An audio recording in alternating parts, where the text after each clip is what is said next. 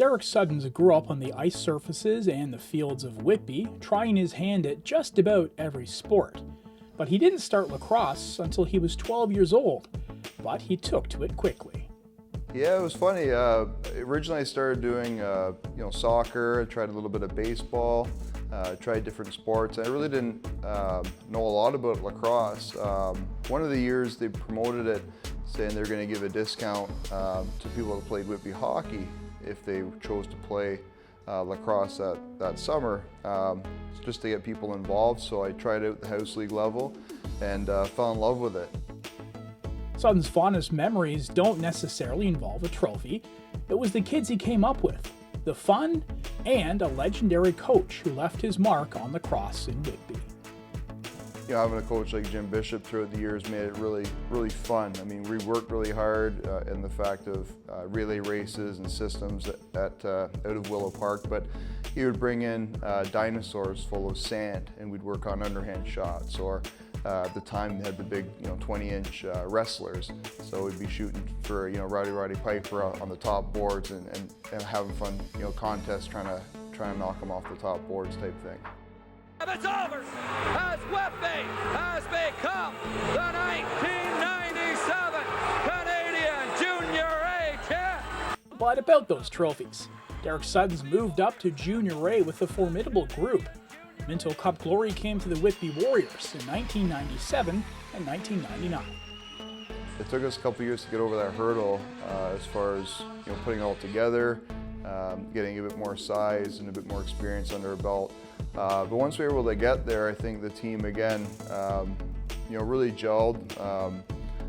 Some people are still away at school, so they were able to get their sticks in their hand more year-round, which I think benefited us. And fortunately, we were able to put it together and be able to win a couple championships during that time.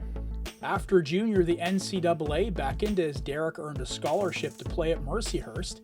He later moved on to the University of Hartford. After he closed the books, he was drafted 4th overall to Columbus. There were several stops in the National Lacrosse League, but it was a stint with his hometown Toronto Rock that delivered his elusive professional championship. This Toronto team has had a great season, great finish. They will celebrate, and then they will be going back to their regular jobs, many of them in schools or in factories. Oh, it was incredible. Again, there's been a lot of losing seasons over the years, and then you get close a few times. Again, at that time you're playing one game elimination, so you wonder if you're gonna get in the playoffs again, never mind have the opportunity to play for a championship. Another key point that year was when we went through everything, the trade deadline had come and gone, and Terry Sanderson at the time brought everybody in and said, this is the group we're going with. And this is, I think it was even mentioned prior to the trade deadline that we wouldn't be making any moves. This is the roster we're going to keep.